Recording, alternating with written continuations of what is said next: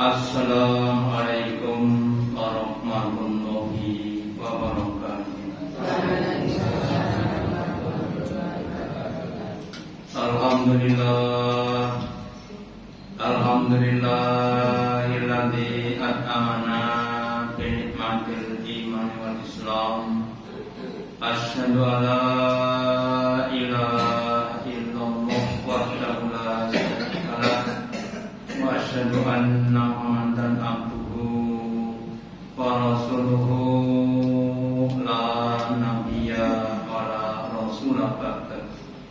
Allahumma sholli ala Muhammad wa ala ali Muhammad kama shallaita ala ali Ibrahim innaka Hamidum Majid wa barik ala Muhammad wa ala ali Muhammad kama barakta ala ali Ibrahim innaka Hamidum Majid. Qala Allahu ta'ala fi kitabihil karim, a'udzu billahi minasyaitonir rajim. Ya ayyuhalladzina amanu ittaqullaha haqqa tuqatih wa la tamutunna illa wa antum muslimun. Wa qala Rasulullah sallallahu alaihi wasallam, qad aflaha man hudiya ilal Islam. Bapak Ibu hadirin yang dirahmati Allah, yang pertama dan utama, marilah kita selalu meningkatkan kesyukuran kita, keimanan dan ketakwaan kita kepada Allah Ta'ala, dan yang telah memberikan kepada kita nikmat-nikmat yang banyak, yang besar, yang agung, yang istimewa.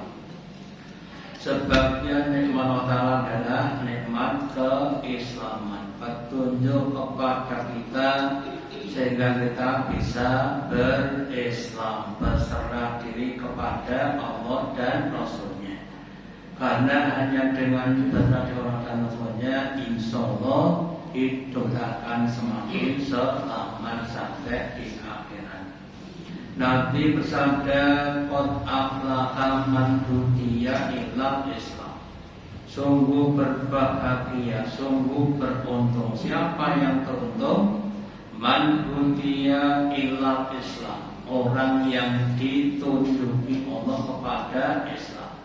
Semua ucapannya, perbuatannya, sudut pandangnya, sikap sifatnya akan menjadikan dia orang-orang yang selamat. Maka kita semuanya harus mensyukuri nikmat Islam dengan cara kita mempelajari dan mengamalkan aturan syariat Islam. Dan semoga Allah Ta'ala memberikan pada kita kekuatan, keikhlasan, kesabaran dalam menjalankan aturan Islam sampai akhir hayat Rasulullah. Amin. Selanjutnya kita akan materi kemarin tentang kualitas sholat kita. Setelah kita diperintah Allah untuk menjaga sholat, waktu-waktunya, syarat-syaratnya, rukun-rukunnya, kemudian kita lanjutkan bahwa sholat itu adalah amal yang paling dicintai Allah. Berdasarkan sabda Nabi ketika Nabi ditanya sahabat wahai Nabi, ayul amali ahabu ilallah. Wahai Nabi, amal apa yang paling dicintai oleh Allah? Qala kemudian Nabi bersabda, oh as-sholat ala waqtiha, yaitu sholat pada waktu, di mana sholat itu di awali waktiha, sholat di awal waktunya. Kalau subuh ya ketika pada titik menyingsing atau muncul kemudian adzan, komat kita sholat subuh berjamaah. Kalau kita sholat yang di awal zuhur ketika matahari condong ke barat dan seterusnya, ya. Kemudian ke summa kemudian satu apa? Terus Nabi menjawab yang kedua adalah birrul walidaini, berbuat baik kepada kedua orang tua, entah bapak entah ibu, ya, dengan berbagai macam kebaikan-kebaikan, entah melayani, entah itu untuk menyenangkan pada diri dan sebagainya. Terus kemudian rumah ayu, kemudian setelah itu apa lagi? Terus Nabi menjawab kemudian al-jihadu fisabilillah, kemudian baru jihad fisabilillah, ya. Di urutannya pertama adalah sholat pada waktunya, yang kedua adalah berbuat kepada orang tua, dan yang adalah jihad fisabilillah. Dari tiga amal ini yang paling utama adalah sholat pada waktunya. Makanya Bapak Ibu, kita semuanya harus berusaha untuk bisa sholat di awal waktu. Kalau dalam ilmu manajemen itu ada namanya perencanaan atau planning. Duhurnya jam berapa? Duhurnya jam 11.50, ya. Saya bekerja, saya tidur, atau saya punya kegiatan yang lain, kira-kira butuh waktu seberapa, ya. Waktunya berapa menit, jalan waktu berapa menit, sehingga kita itu harus membuat manajemen pengaturan waktu-waktu supaya di waktu-waktu sholat itu kita bisa sholat di awal waktunya, ya. Jadi jangan lupa itu, dengan sholat kita di awal waktu kita membiasakan diri, semua kegiatan diatur, ya, diatur waktunya sehingga akan bisa lebih tepat, ya. Nah, orang-orang yang biasa mendisiplinkan di dalam berbagai kegiatan, insya Allah akan mendapatkan kebaikan. Waktunya jadi efektif, waktunya jadi efisien, ya. Kegiatan sudah begitu, ya. Makanya nanti lagi orang-orang iman harus menjadikan sholat sebagai standar untuk melakukan kegiatan yang lainnya. Ya, insya Allah nanti kita akan jadi orang-orang yang semakin disiplin. Kemudian juga berbuat baik kepada bapak ibu, utamanya ketika sudah sepuh, ya.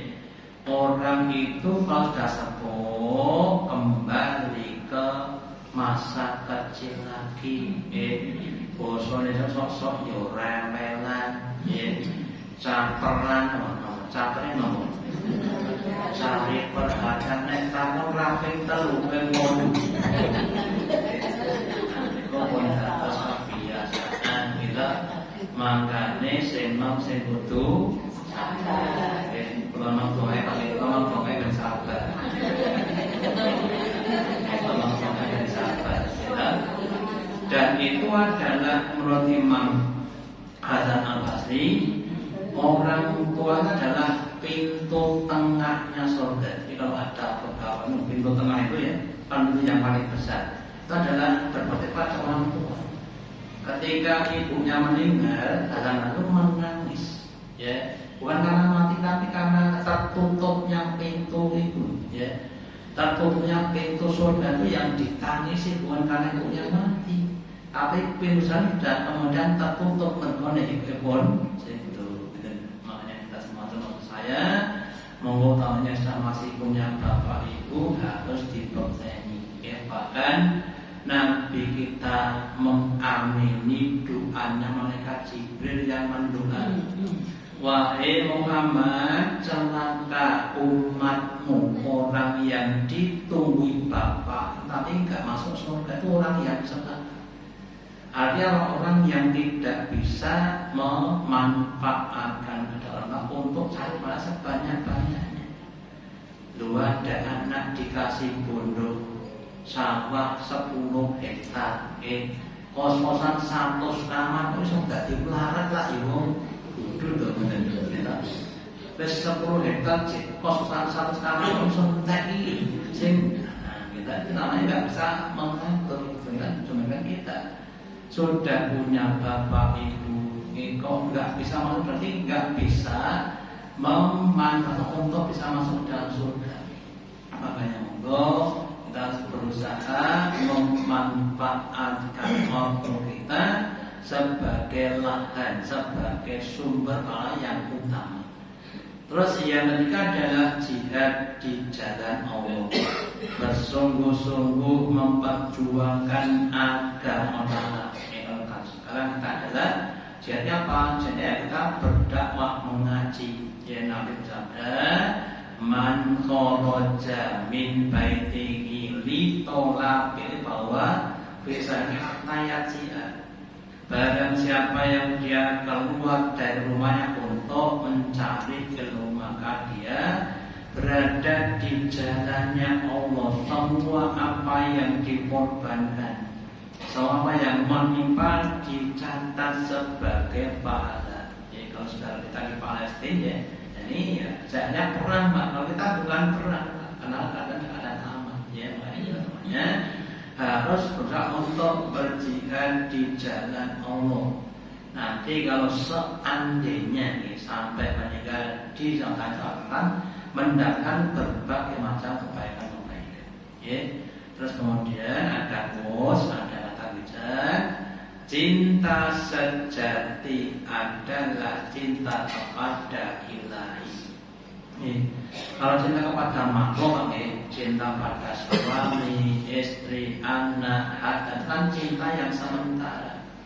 Suami istri cintanya dapat terputus, ya, satu di surga, satu di neraka.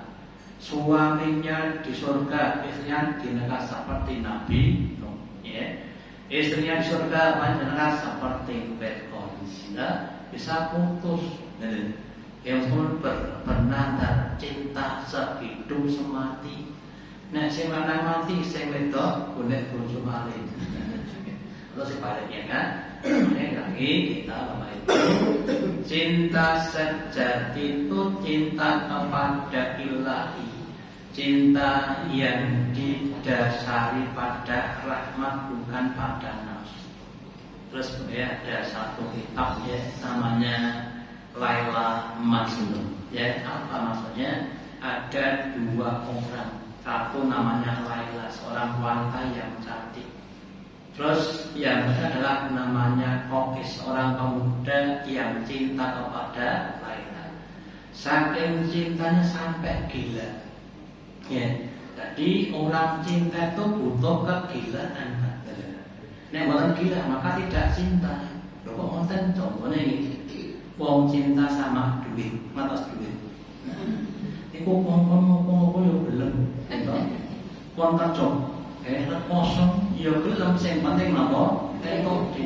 Kerja sadurunge subuh, yo gelem. Mangko napa? Mangko duit lawan cinta, itu kan harus membawa kegilaan. Ya, sebenarnya kita kalau cinta kepada begitu ya. Kontani jam 3 bengi kon ketemu sujud yo gelem, gitu. Kon maca Quran yo gelem, kon wetenge luwe yo gelem demi cinta kepada Allah Taala. Ya, ada sedikit cerita misalnya, ada sedikit cerita untuk mengenai kita. Suatu saat Laila itu bikin makanan, ya. Kemudian orang sekampung diundang, ya. Kemudian jejer, ya. Jejer satu-satu bawa piring. Kemudian dikasih makan banyak, kemudian makan. Gilirannya Kokis, ya, bawa piring, kemudian tidak dikasih makan, tapi dibanting, ya, pecah. Nah, karena penuh cinta, enggak malah senang. Kenapa? Dia ngantri lagi ke belakang, kan bisa lihat Laila lagi, ya. Artinya apa? Ketika kita umpama sholat Isya 4 rakaat terakhir ajeng salam ngentuk, kira-kira gelap berarti enggak cinta. Oke, kudune seneng alhamdulillah. Ya kudu meneh sholat kan bisa lihat orang lagi. Oke, jadi maknanya di situ. Oke, kenapa? Karena cinta tadi, maka perlu kegilaan. Oke, sebagian yang semuanya monggo cinta kita kepada harus kita tingkatkan. ya manut demi cinta kepada Allah Ta'ala. Ya, jadi Bapak Ibu, itulah hal yang kita tingkatkan. Kalau kita semakin cinta kepada Allah Ta'ala, Allah juga semakin cinta kepada kita. Lah cintanya Allah itu kadang-kadang ya memberikan kepada kita kenikmatan, tapi juga kadang yang namanya ketidakenaan, namanya musibah. Ya, sebagian dari hikmah musibah, terutama kita dalam musibah, musibah itu diberikan kepada kita kenapa? Yang pertama karena cintanya kepada kita. Kita cinta kepada musibah. Nah, kalau kita lihat orang yang sedang ikut melamar pekerjaan, gitu kan, pekerjaan lowongan itu cuma 2, sing lamar 20, sing tahu pintu 2, ya, sing tahu itu kemudian dikasih apa? Pekerjaan, Pak. Kontrak jose, kontrak kosose, ngerasa tompo tidak kerja. Ya, jadi ketika dia lewat justru dia dikasih kerjaan, yang paling oke duit, ya.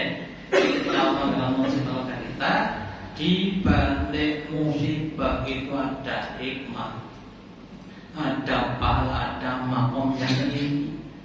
Wahai hambaku, aku cinta padamu dengan cara kamu akan sangat ke makom yang tinggi dengan cara saya kasih musibah.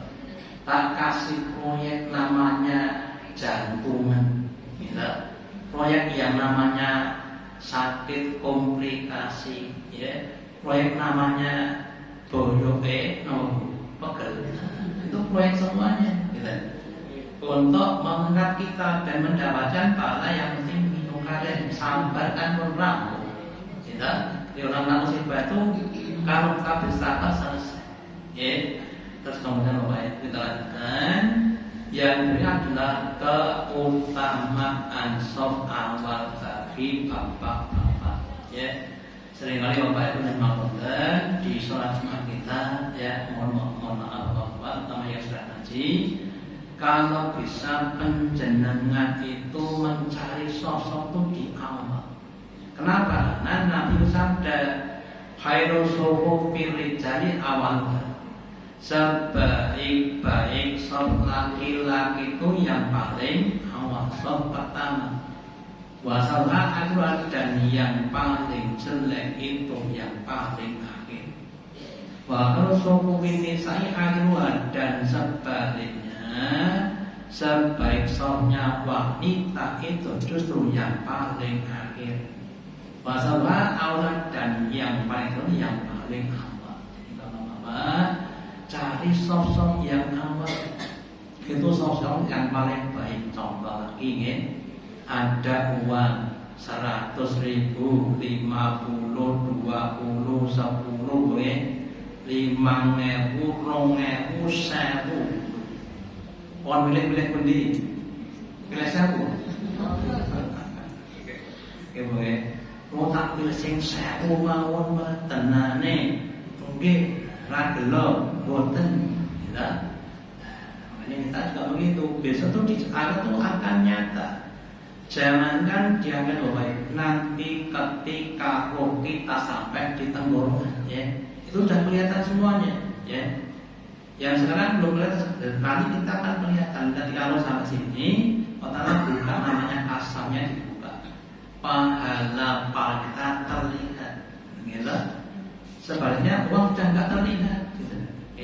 Makanya kita harus sadar sebelum kita menegak sadar pentingnya mencari pahala sebanyak-banyaknya, mencari hal-hal yang utama, sholat yang utama, sholat yang utama, baca Quran yang utama, puasa yang utama, sedekah yang utama, zikir yang utama, sehingga nanti kita ketika kita meninggal dunia kita akan mendapatkan hal-hal yang utama.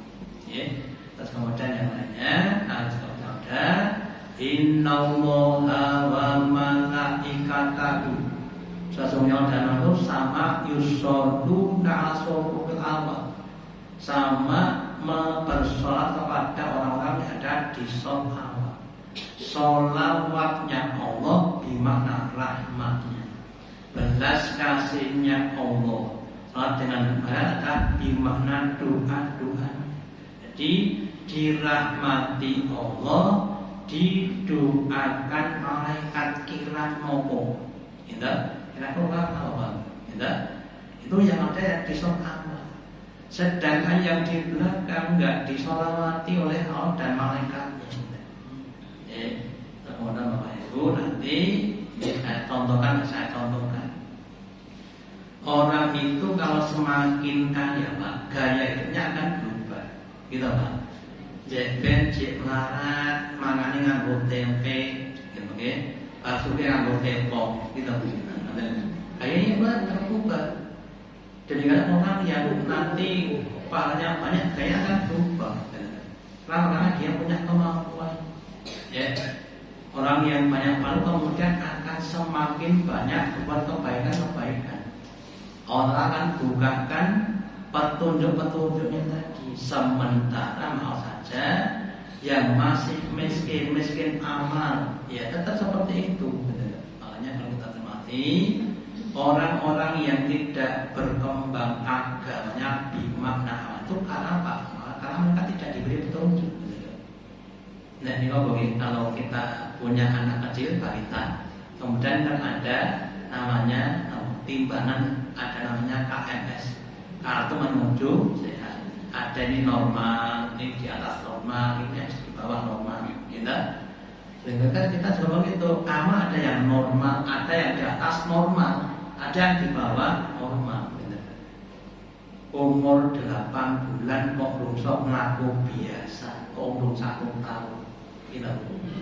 Nek wis 10 tahun kok langsung melaku, itu luar biasa. Tadi di bawah garis normal tadi. Ya, amal juga begitu. Ya, sudah ngaji wis 20 tahun. Harusnya sholatnya ulang telat, maksud telat terus. Ya, nanti berarti itu abnormal tadi. Ya, lagi. Kemudian wazanul Qur'ana bi aswatikum, dan hiasilah Quran dengan suaramu yang merdu. Ya, Bapak Ibu. Quran itu salah satu ijazah atau keunggulannya adalah bahasanya. Ya, sehingga ada namanya tilawah Al-Quran, membaca Quran dengan nada-nada yang indah untuk mengenang ijazah Quran.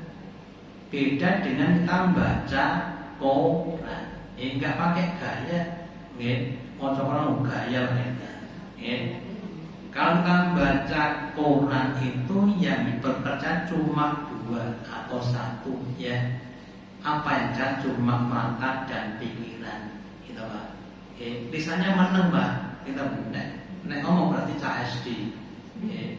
Sedangkan kalau yang bekerja 4, otak kita, mata kita, paru kita, lisan kita, singkat jatuh 4 kalau kita baca Al-Quran, gitu. Makanya baca kalau bisa pakai suara, jangan dibatin. Mau coba batin, aliran kebatinan Pak. Ya, kalau bahasa baiknya diucapkan, dilafadzkan. Ya, mulutnya itu digerakkan, jangan ditutup, jangan. Itu untuk bacaan Al-Quran. Ya, kemudian itu lau ya'lamun nasu ma fi nidai wa sofil awal. Seandainya manusia itu tahu fadilahnya, keutamaan adzan dan orang yang ada di shaf awal, sumalam yajitu illa anyastainu, kemudian saking banyaknya yang pengen adzan, yang pengen di shaf awal, sampai mereka berundi, wis saiki undian bae, las tahu kok semuanya kan berundi. Kenapa? Karena saking fadilahnya. Jadi saya contohkan, umpama Mas, so pertama jeng suku 3 edit atusan kali, so pertama. Sama das 50.000-an, so ketiga 20, terus kira-kira 20 do balapan boten. Do balapan, itu fadilahnya dia itu seperti itu. Makanya monggo kita terus berusaha di sosok awal. Itu yang lebih fadilah, yang lebih utama. Ya. Nanti kalau sudah sampai jalan akan terlihat perbedaannya. Kalau sekarang memang belum berbeda. Ya, makanya ketika Nabi Isa sama muridnya sedang jalan-jalan di pantai, kemudian Nabi Isa ngambil lumpur dengan tangan kanan, terus dibuka, ya jadi emas. Kemudian ngambil lagi dengan tangan kiri, buka jadi lumpur. Ya, terus Nabi Isa berkata pada muridnya, wahai muridku, bagi kamu pilih yang mana? Ya, pilih yang dia aku tangan emas, itu sengkon itu berdoa, pilih yang bodoh lah yang mulai mati Nabi Isa. Nabi Isa berkata, bagi saya ini sama ini tuh sama. Kita, kok so sama? Mergone sing mandang sampai akhirat menika. Urip nang donya penak paling ya mung 2 jam akhirat. Gitu kan. 2 jam itu waktu yang singkat bukan yang lama. Gitu. Sedangkan shock pertama, kedua, ketiga itu kita ini sampai tadi nanti bedanya banyak sekali. Sholat sendiri di rumah dan saat itu nanti juga bedanya sangat banyak sekali. Ya, makanya orang-orang yang pandangannya jauh ke depan sampai di akhirat, maka dia akan berusaha mencari amal-amal yang utama. Sedangkan yang mau saja sampainya baru di tingkat dunia, wis kene wae muli, engko cepat muli. Arep lu baca mikir mulai wae. Nek ngarepmu kesuwen, gitu. Kan ini harus mengubah persepsi kita dari yang awalnya hanya sekarang sampai di akhir sana, mencari yang paling. Kemudian ini adalah yang lain katakan la yazalu qaumun yatahharuna, tidak henti-hentinya orang itu mundur-mundur hatta yaqulullah sampai itu mengakhirkan dia, karena dikatakan bahkan akan meninggalkan dia di neraka. Itu bagi orang yang suka mundur dari kebenaran, ya. Sholatnya termasuk aliran mutaakhirin, utawi aliran telat dan gitu. Nah, kalau bisa kita yang awal-awal, gitu, ya. Karena lagi kalau tahsik rapopo lagi telat siji, terus lagi telat apa rapopo nang wayuso orang masjid, gitu. Sore yoiso dan sebagainya, sangat begitu. Akhirnya kemudian akan dipundurkan dan sebagainya tadi. Nah, ketika nanti sudah meninggal baru kecewa. Oh, ngerti onde, ben aku sedih. Nah, aku ngerti, gitu. Jadi kalau aku monggo kita berusaha untuk menjadikan amal semakin baik. Udah ada satu pohon itu. Dan adalah seruan kasih Allah kepada hambanya. Jadi orang-orang yang dia mau mendengar dan memahami, kemudian dia akan datang kepada orang lain. Itu sebagai seruan kasih, ya, bukan seruan untuk membebani, kata untuk memberikan suatu belas kasih. Wahai hambaku, datanglah kepadaku, ya. Mari kita memadu kasih cinta kita bersama, ya, dalam surat tadi, ya. Karena apa? Karena kasihnya tadi, bukan karena untuk membagi, bukan, ya. Makanya mari kita berusaha untuk memahami itu supaya kita semakin senang untuk sholat, ya. Sesuatu yang dicinta olehku itu akan lebih mudah kita lakukan. Ada seorang sufi namanya Jalaluddin Rumi, ya.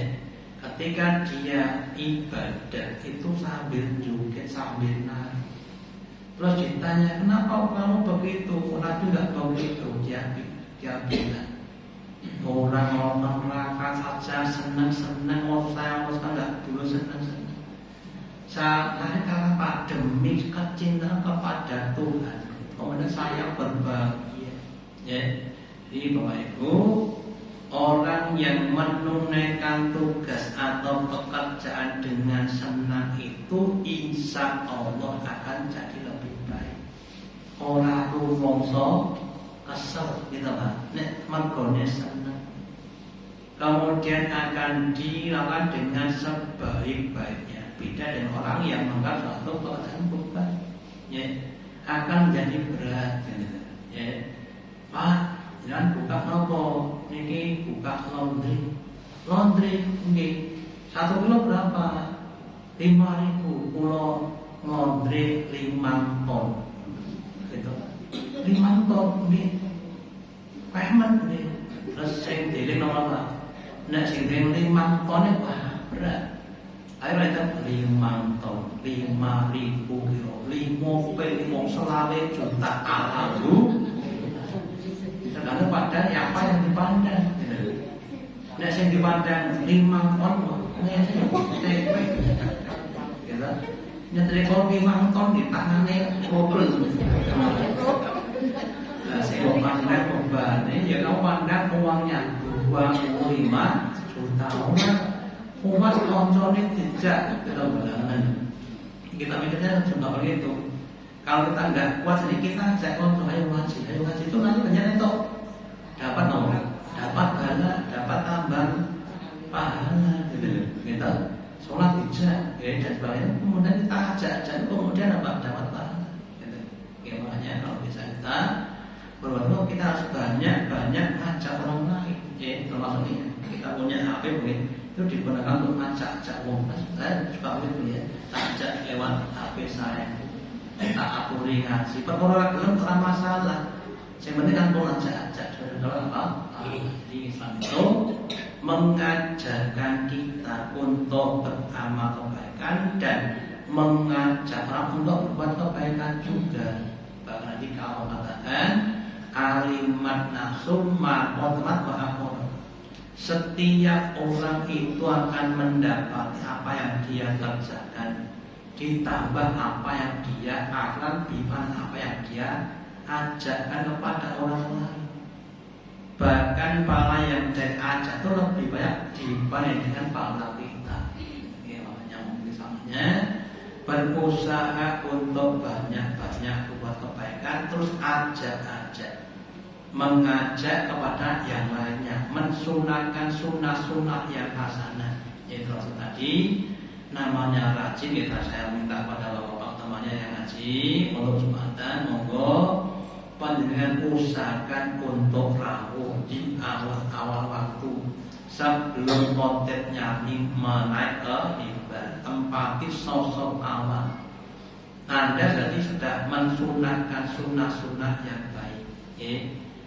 Dan memang di beberapa tempat, termasuk saya di sini, ada yang kemudian di belakang boleh nopo boleh sendenan, sendenan boleh sehingga datangnya kita boleh simpatilah. Ya kita harus beda dengan yang lainnya. Wong ngerti kudu betul ada wong sing ora ngerti. Kalau sama berarti ya sama-sama tidak ngerti tadi. Ya bisa mohon maaf, kita sampaikan. Mari kita berusaha untuk mencari yang lebih baik, yang lebih utama, yang lebih fadilah sesuatu Allah, membukakan pintu hati kita, memberi pada kita wacana atau wawasan petunjuk untuk bisa melihat, melakukan, mengistiqomai amal-amal yang utama sampai akhir hayat. Husnul khotimah di puncak amal kebaikan. Demikian yang dapat saya sampaikan, semoga yang manfaatnya. Allahumma taqabbal minna innaka antas samiul alim wa tub alaina innaka antal qadir. Akhir dengan doa majelis. Subhanallah bihamdika asyhadu an la ilaha illa anta astaghfiruka wa atubu ilaik. Wassalamualaikum warahmatullahi wabarakatuh.